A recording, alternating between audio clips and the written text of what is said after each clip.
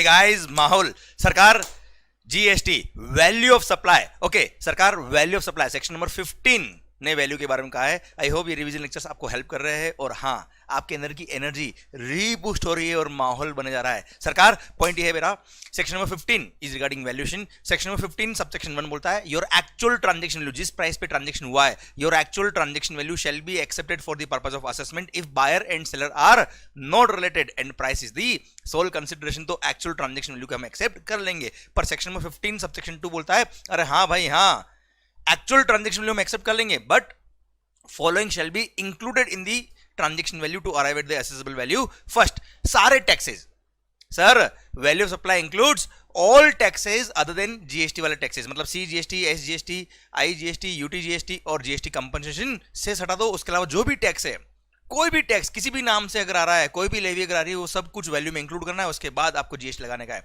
Clear? Second, sir हम बात करें सेक्शन नंबर 15 सबसेक्शन 2 के regarding. Section number 15 subsection 2 clause number B बोलता है कि अगर कोई एक्सपेंस विच सप्लायर वो सपोज टू इंकर पर रेसिपिएंट ने ही इंकर कर दिया है सप्लायर के बिहाफ पर, तो वो भी वैल्यू ऑफ सप्लाई का पार्ट बनेगा, उसको भी वैल्यू में इंक्लूड करना है। फॉर एग्जाम्पल अगर मान लो कोई डिलीवरी है, कोई गुड्स का सप्लाई करना है और वो कस्टमर के डोर स्टेप तक पहुंचाने का जिम्मेदारी है सप्लायर का, और यहां से सप्लायर के यहां से कस्टमर तक का जो ट्रांसपोर्ट कॉस्ट था वो मान लो कस्टमर ने ही डायरेक्ट ट्रांसपोर्टर को पे कर दिया।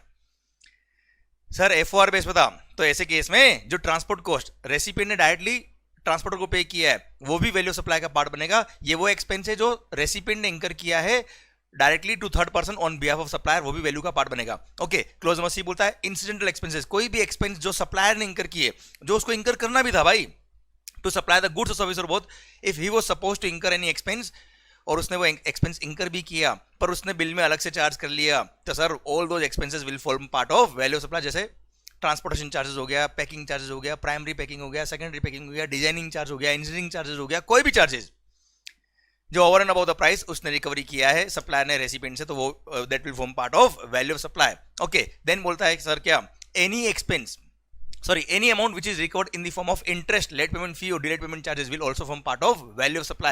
Then clause number E बोलता है any subsidy which is directly linked with the price, अगर आपने सप्लायर ने कस्टमर से सब्सिडी ली है, सब्सिडी रिसीव हुई है, उसको सप्लायर को सर किसी थर्ड पर्सन से सब्सिडी रिसीव हुई है which is directly linked with the price, then that subsidy will also form part of value of supply other than the subsidy received from central government or state government. Okay, section number 15 subsection 3 exclusion. Sir दो exclusion, क्या क्या?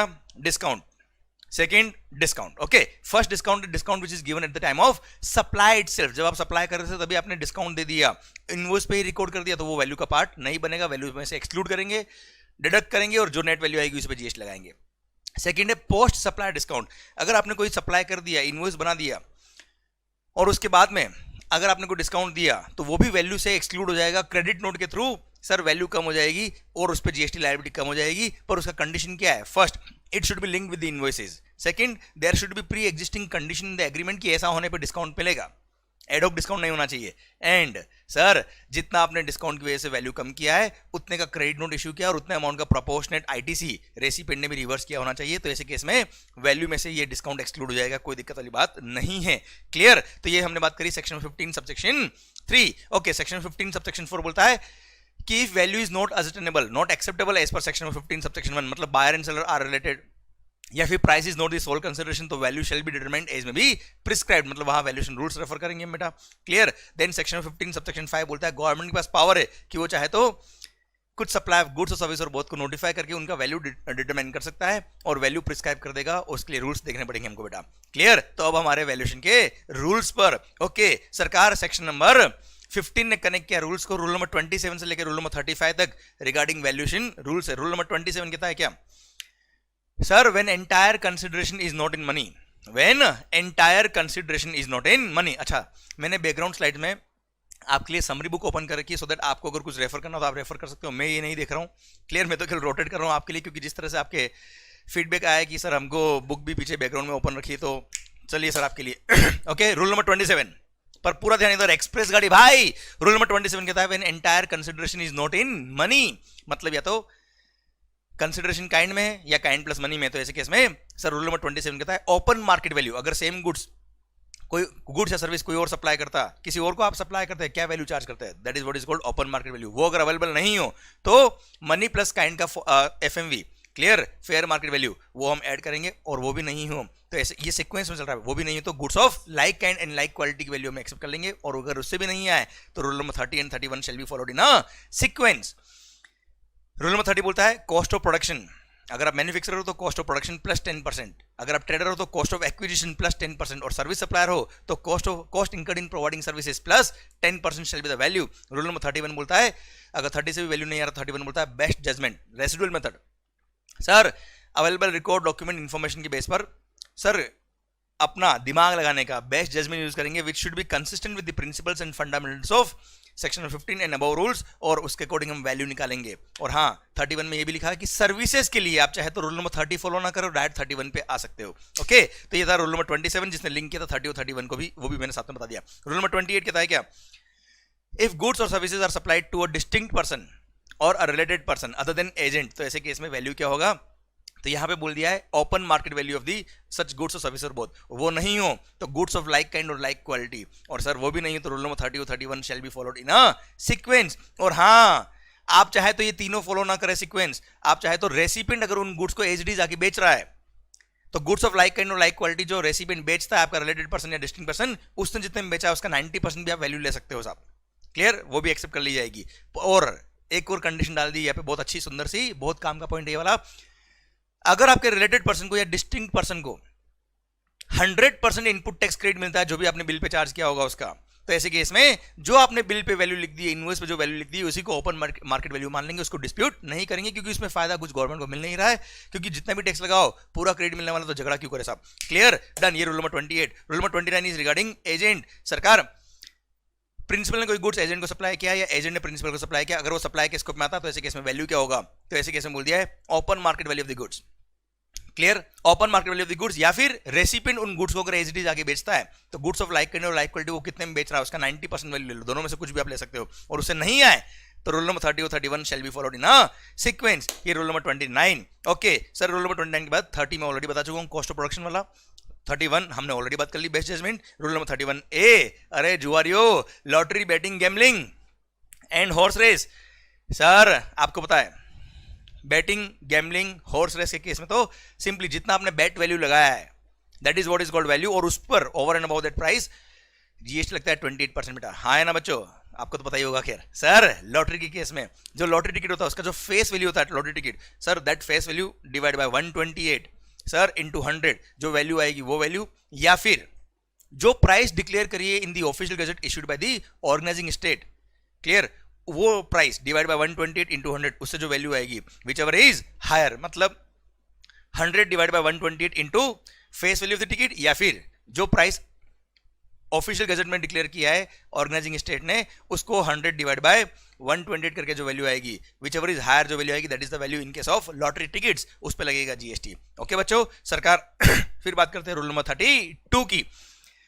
Sir special cases, rule number 32 sub rule number 1 ये बोलता है in following cases में at the option of the supplier, supplier के पास option है कि सर वो चाहे तो वैल्यू इन फॉलोइंग मेथड से निकाल सकता है। Sir value shall be determined as under as per choice of the supplier. Okay, उसमें सब रूल नंबर 2 सबसे पहला कहता है money changing services. Rule number 32 sub rule number 2 is regarding money changing services. वो बोलता है बच्चों क्या, दो ऑप्शन है, option scheme number A, option B. Okay, option number A बोलता है डायरेक्टली सर जो भी रेट उस मनी एक्सचेंज करने वाले पर्सन ने, मनी चेंजर ने चार्ज करी है या ऑथोराइज बैंक ने चार्ज करी है, उस रेट को कंपेयर करेंगे आरबीआई रेफरेंस रेट से, आरआरआर से, जो डिफरेंस होगा that is the commission amount, उस पर लग जाएगा GST. Okay, that is what is called value. Okay, पर अगर किसी करेंसी का आरआरआर अवेलेबल नहीं है तो gross amount exchanged in INR उसका 1% is the value of supply. और थर्ड केस, अगर आपने डॉलर दिया पाउंड लिया, मतलब if neither of the currencies exchanged is INR, तो ऐसे केस में दोनों करेंसी का आरआरआर यूज करके आईएनआर में कन्वर्ट करेंगे, दोनों में जो कम आएगा उसका 1% शैल be the value of supply. Clear, done. अब आ रहा है optional scheme. Optional scheme number 2 यहां पे बोला सॉरी डायरेक्ट स्लेब वाइज, कि अगर आपका gross amount in a particular transaction, जो आप मनी चेंजिंग कराते हो इन अ पर्टिकुलर ट्रांजेक्शन, अगर gross amount exchanged in INR is up to ₹1 lakh, तो sir gross amount exchange in INR का 1% is the value of supply subject to minimum rupees 250, और अगर gross amount exchange in INR is more than rupees 1 lakh, तो first 1 lakh पे 1% के हिसाब से 1000 है, उससे ऊपर जितना भी जाएगा उसका हाफ मतलब 0.5%, पर वो भी 10 लाख तक। पर सर अगर gross amount exchange in INR in a particular transaction is exceeding rupees 10 lakh, तो ऐसे केस में सरकार क्या होगा, फर्स्ट 1 लाख पे तो 1000, उसके बाद जो नेक्स्ट 9 लाख गया उस पे 0.5 के हिसाब से 4500, टोटल हो गया 5500। अरे यस या नो, तो सर 10 लाख से ऊपर अगर गया तो 5500 फॉर फर्स्ट 10 लाख, और उससे ऊपर जितना भी गया उसका 0.1% of the gross amount exchanged in INR shall be the value of supply but subject to a maximum of rupees 60,000 per transaction. ध्यान रखिएगा 250 is for minimum amount per transaction and 60,000 is per transaction maximum amount. Clear, इस slab के according. Okay, और हाँ आपने जो option लिया है वो sir mid of the financial में आप चेंज नहीं कर पाएंगे। अगर आपने ऑप्शनल स्कीम ली तो मिड ऑफ द फाइनेंशियल में आप चेंज नहीं कर पाएंगे। Rule number 32 sub rule number 2। Rule number 32 sub rule number 3 is regarding air travel agent.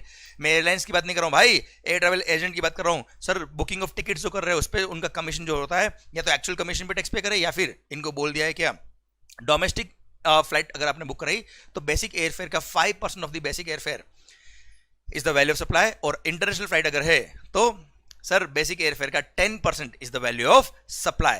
Clear, done. Okay, सरकार ये था एयर ट्रैवल एजेंट के लिए। Rule number 32 sub rule number 4 is regarding life insurance business. अच्छा, life insurance business के case में 2-3 चीजें बेटा। फर्स्ट, अगर आपकी इंश्योरेंस पॉलिसी जो है वो प्योरली रिस्क कवर की है, प्योरली इंश्योरेंस स्कीम अगर है, इन्वेस्टमेंट स्कीम नहीं है, तो ऐसे केस में दिमाग खराब करना ही मत। जो ग्रॉस अमाउंट ऑफ प्रीमियम है वही उस पर जीएसटी लगेगा, वही वैल्यू ऑफ सप्लाई है। पर अगर your policies insurance come investment scheme, saving come insurance scheme अगर है, और ऐसे केस में अगर उसमें इन्वेस्टमेंट का अमाउंट अलग दे रखा है और रिस्क कवर का मतलब इंश्योरेंस का अमाउंट अलग दे रखा है, तो सर जो रिस्क कवर का अमाउंट है, इंश्योरेंस का अमाउंट, उस प्रीमियम पे जीएसटी लगाना, इन्वेस्टमेंट पे कोई जीएसटी लगता नहीं, क्योंकि वो that is a pure transaction in money. Okay, अब सर इन्वेस्टमेंट कम इंश्योरेंस स्कीम है और उसमें इन्वेस्टमेंट का अमाउंट और इंश्योरेंस का अमाउंट अलग अलग नहीं दे रखा, तो ग्रॉस अमाउंट ऑफ प्रीमियम जो है सर उसका 25% शैल be the value of supply in the first year. Clear, और सेकंड एंड सब्सिक्वेंट ईयर में उसका हाफ मतलब 12.5% of the gross amount of premium shell be the value of supply. और हाँ, अगर सिंगल प्रीमियम पॉलिसी है तो 10% of the gross amount of premium charge is the value of supply, उस पर लग जाएगा क्या जीएसटी। क्लियर, ये हो गया क्या life insurance business. Rule number 32 sub rule number 5, अगर आप डीलर हो सेकंड हैंड गुड्स के, सर सेकंड हैंड गुड्स खरीद के बेच देते हो तो आपके लिए मार्जिनल स्कीम दे रखी है। मार्जिनल स्कीम बोलती है कुछ नहीं करने का, डायरेक्ट या तो नॉर्मल आप क्या करो, नॉर्मल जो पूरी सेल प्राइस होती है उस पर टैक्स पे करो, परचेज पे जो टैक्स पे किया उसका क्रेडिट लो और मस्त रहो नेट टैक्स पे करके। क्लियर, या फिर ऑप्शनल स्कीम दे दी मार्जिनल स्कीम, आपका जो मार्जिन है केवल उस पर टैक्स पे करो। सर स्कीम क्या कहती है, जो आपका सेलिंग प्राइस है माइनस कर दो क्या परचेज प्राइस, जो आपका मार्जिन आया केवल उसी पे जीएसटी पे करना है। पर ध्यान रखना है इसमें कंडीशन क्या है, अगर आपने ये मार्जिनल स्कीम फॉलो करी, rule number 32 sub rule number 5 follow किया, बहुत इंपॉर्टेंट पॉइंट ध्यान रखिएगा, तो ऐसे केस में सिंस आपने वो परचेज प्राइस एक्सक्लूड कर दी और नेट मार्जिन पे टैक्स पे कर रहे हो, इसलिए उस गुड्स के परचेज पे जो जीएसटी पे किया उसका कोई आईटीसी नहीं मिलेगा, कोई इनपुट टैक्स क्रेडिट नहीं मिलेगा, क्योंकि उस पर आप वापस से टैक्स पे कर नहीं रहे हो, तो वैसे भी एक्सक्लूड कर दिए। पर हाँ ध्यान रखिएगा, केवल उसी गुड्स के परचेज पे जो जीएसटी पे किया उसका आईटीसी नहीं मिलेगा। अगर मान लो आपने कोई सेकेंड हैंड कार थी, डेंटिंग पेंटिंग कराया, रिपेयरिंग कराया, उससे कलर वलर कराने के लिए कुछ खर्चा किया, उस पर जीएसटी पे किया, उन सब का आईटीसी मिलेगा। केवल उस गुड्स के परचेज पे जो जीएसटी पे किया उसका आईटीसी नहीं मिलेगा, बाकी सारे एक्सपेंसेस, सारे अदर जो आपके आईटीसी वगैरह उन सब का अदर परचेजेस का आईटीसी आपको मिलेगा, कोई दिक्कत वाली बात नहीं है बेटा। Clear, I repeat, sale price minus purchase price, जो अमाउंट आएगा उसी पे टैक्स पे करना है, पर उस गुड्स के परचेज पे जो टैक्स पे किया उसका आईटीसी नहीं मिलेगा, अदर आईटीसी आपको मिलेगा। और हाँ, अगर sale price minus purchase price करने पर वैल्यू अगर नेगेटिव आती है तो इट शैल बी इग्नोर्ड और उस पर कोई टैक्स पे करने की जरूरत नहीं है। और हाँ, अगर मान लो आप फाइनेंस कंपनी हो और आपने किसी डिफॉल्टिंग बोरोवर से कोई गुड्स एक्वायर कर लिया है, रीपर्चेज कर लिया, अब अगर उसको आप बेचते हो, और अगर rule number 32 sub rule number 5 अगर आप फॉलो करते हो तो सेल प्राइस तो आपके पास होगा, क्योंकि सेल करो तो वो प्राइस आपके पास है, पर परचेज प्राइस क्या है, क्योंकि आपने तो रीपर्चेज किया। तो ऐसे केस में rule number 32 sub rule number 5 ने परचेज प्राइस निकालने के लिए एक नोटिफिकेशन दिया और उसने बोल दिया क्या, जो उसकी ओरिजिनल परचेज प्राइस थी माइनस 5% पर क्वार्टर या part of the quarter. Sir 5% पर क्वार्टर और part of the quarter less करेंगे परचेज प्राइस में से, ओरिजिनल परचेज प्राइस में से जो आएगी प्राइस वो हो जाएगी आपकी परचेज प्राइस। क्लियर, अच्छा ये क्वार्टर कब से कब तक काउंट करना है, जिस दिन उसने वो मशीन परचेज करी थी, जो आपने रीपर्चेज किया, डेट ऑफ परचेज से लेकर जिस दिन आप रीपर्चेज करते हो उसका मतलब नहीं, जिस दिन आप उसको बेचोगे सर उस दिन तक के क्वार्टर काउंट करना है। I repeat sir, purchase price कैसे निकालोगे बेटा इस केस में, ओरिजिनल परचेज प्राइस माइनस 5% पर क्वार्टर और part of the quarter from the date of purchase till the date of disposal of the asset after reposition. हाँ है ना, ये आप लेस करोगे, उसके बाद जो प्राइस आएगी वो परचेज प्राइस आएगी, उसको सेल प्राइस से कंपेयर करोगे, जो डिफरेंस आएगा उस पर आपको जीएसटी पे करना पड़ेगा under rule number 32 sub rule number 5। हाँ, और ये 5% पर क्वार्टर वाला जो प्रोविजन है ये कब लगेगा, जब जिससे आप रिपर्चेज किया है वो पर्सन अनरजिस्टर्ड है जीएसटी में। वो पर्सन अगर खुद जीएसटी में रजिस्टर्ड है तो सर उसके ऐसे अगर रिपर्चेज करोगे तो उसको ओपन मार्केट वैल्यू पे जीएसटी लगाना पड़ेगा, और ओपन मार्केट वैल्यू आपके लिए एक तरह से परचेज प्राइस हो जाएगी बेटा उस केस में। क्लियर, ये rule number 32 sub rule number 5। Rule number 32 sub rule number 6, value in case of vouchers, coupons etcetera. तो सर जितना वैल्यू का गुड्स या सर्विसेज उस वाउचर के अगेंस्ट रिडीम होने वाला है वही वैल्यू उस वाउचर होगी बेटा। Rule number 32 sub rule number 7, government के पास पावर है कि वो चाहे तो कुछ सर्विसेज को नोटिफाई करके बोल सकता है कि अगर डिस्टिंक्ट पर्सन ने आपस में सर्विसेज दी है तो वहां पे value shall be deem to be nil, पर एट प्रेजेंट कोई भी सर्विस अब तक नोटिफाई नहीं हुई, इसलिए rule number 32 sub rule number 7 का अभी कोई रिलेवेंस नहीं है। Okay, rule number 32A, Kerala flood cess. Sir जिस वैल्यू पे जीएसटी लगता है उसी वैल्यू पे केरला फ्लड सेस भी लगेगा। वैसे ये रूल अभी आपके सिलेबस में नहीं आता, पर जस्ट नॉलेज के लिए दे रखा है। Rule number 33, pure agent, value of supply of services in case of pure agent. भाई प्योर एजेंट क्या था, सिंपल सा, मान लो मैं सप्लायर हूं, आप रेसिपिएंट हो साहब। क्लियर सर, अब आप जो मेरे को फीस दे रहे हो that is what is called value of supply. पर मान लो जो मैंने आपको बिल रेज किया है वो तो वैल्यू है ही है, पर सर मैंने आपके बिहाफ पर आपका इनकम टैक्स भी पे कर दिया। I am a consultant of you. अब आपके पास उस टाइम टैक्स का अमाउंट नहीं था, नेट बैंकिंग नहीं थी, आपने कहा यशवंत तू पे कर दे। अब मैंने आपके बिहाफ पे इनकम टैक्स पे कर दिया, क्या वो इनकम टैक्स पे करना मेरी जिम्मेदारी थी क्या? नहीं। तो I have just paid that amount on behalf of my customer, just as a pure agent of my customer. क्योंकि जो मैंने परचेज किया, जो इनकम टैक्स मैंने पे किया, या कोई भी लैपटॉप मैंने आपके लिए परचेज किया कर लिया आपके बिहाफ पर, या आपके लिए कुछ भी मैंने एक्सपेंस इंकर किया जो आपको इंकर करना था, है ना, तो that is a pure agent. As per terms of the contract I was not supposed to incur that expense, है ना। फॉर एग्जांपल मैंने जो ट्रांसपोर्ट किया गुड्स का, I am a supplier of goods, और गुड्स को ट्रांसपोर्ट करना जिम्मेदारी आपकी थी, FOR बेस पे डिलीवरी थी। आपने मेरे को ऑथराइज किया प्लीज ट्रांसपोर्ट अरेंज कर दे और मेरे लिए ट्रांसपोर्ट करवा दे। मैंने ट्रांसपोर्ट करवा दिया भाई, तो मैंने ट्रांसपोर्टर को जो पे किया है वो आपके बिहाफ पे पे किया है। ट्रांसपोर्टर ने जो बिल रेज किया वो आपके नाम पे बिल रेज किया, मेरे नाम पे बिल रेज नहीं किया है। You were liable to make payment to the transporter, और आपके बिहाफ पे मैंने पे किया, आपने मुझे ऑथराइज किया, और मैंने बिल पे वो अमाउंट अलग से लिखा है, और एग्जैक्टली वही अमाउंट लिखा है जो मैंने ट्रांसपोर्टर को पे किया है। तो all these are the conditions of pure agent. ऐसा कोई एक्सपेंस जो सप्लायर ने इंकर किया है रेसिपिएंट के लिए एज अ प्योर एजेंट, जो उसको इंकर करना नहीं था as per terms of the contract, उसने जस्ट हेल्प करी आपकी, और बिल में अलग से अमाउंट लिखा है, एक्जैक्टली वही अमाउंट लिखा जो उसने पे किया, तो जो अमाउंट मैं आपसे रिकवरी कर रहा हूं एज अ प्योर एजेंट वो वैल्यू का पार्ट नहीं बनेगा।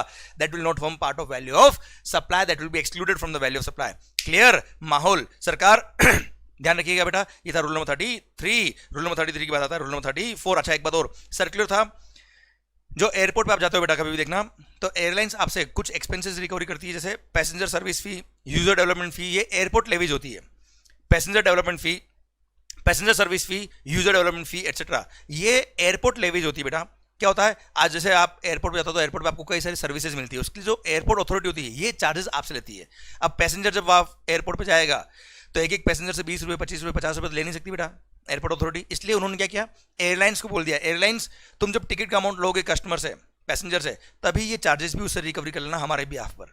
तो एयरलाइंस जब पैसेंजर सर्विस फी या यूजर डेवलपमेंट फी कलेक्ट करती है हम लोगों से, पैसेंजर से, तो ये पूछा है कि क्या वो वैल्यू सप्लाई का पार्ट बनेगा फॉर द एयरलाइंस, तो आंसर है no, because here airlines are just acting as a pure agent of the airport authority. Airport authority ने हमको सर्विस दी है, मान लो 100 रुपये चार्ज किए हमसे पैसेंजर सर्विस फी के या यूजर डेवलपमेंट फी के, 100 रुपये चार्ज किए एयरपोर्ट अथॉरिटी ने, तो airport authority is providing services to passenger, जो भी फीस वो चार्ज करेंगे उस पर वो जीएसटी लगाएंगे। बट एयरलाइंस जब हमसे वो रिकवरी करी, they are just acting as a pure agent of the airport authority, और ऐसे केस में एयरलाइंस के लिए वो वैल्यू का पार्ट नहीं बनेगा। हाँ सर, एयरलाइंस क्या करती है, सिंस वो चार्जेस कलेक्ट करने का काम कर रही है एयरपोर्ट अथॉरिटी के लिए, तो मान लो 5 रुपये पर पैसेंजर वो सर्विस फीस चार्ज करते हैं, collection charges from the airport authority, तो एयरपोर्ट अथॉरिटी से 5 रुपये पर पैसेंजर उन्होंने चार्ज किया सर्विस फीस, ये this is the service fees charge by airlines from the airport authority, उस पर जीएसटी लग जाएगा, because it is a supply of service bye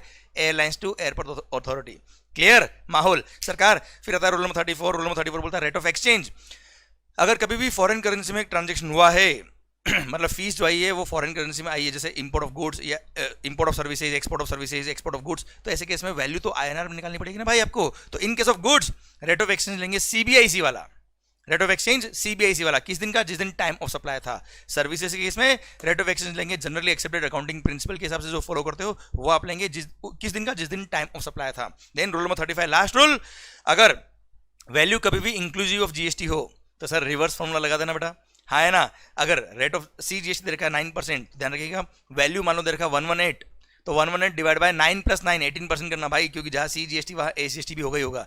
clear? तो सर 118 डिवाइड बाय 118 इंटू 100 कर देना तो आ जाएगा आपका वैल्यू। ओके पक्का डन माहौल। तो सर इसी के साथ वैल्यूएशन खत्म होता है। अब भारत माता की जय, ऑल दी बेस्ट, पढ़ते रहिए। और हाँ, ये जो मैंने ऊपर बात लिखी ना, इसका ध्यान रखना। Yes you can, and I know everybody know that you will. Clear? Just maintain the confidence. I know that you will do it, and only you can do this. Okay, thank you so much. Love you all.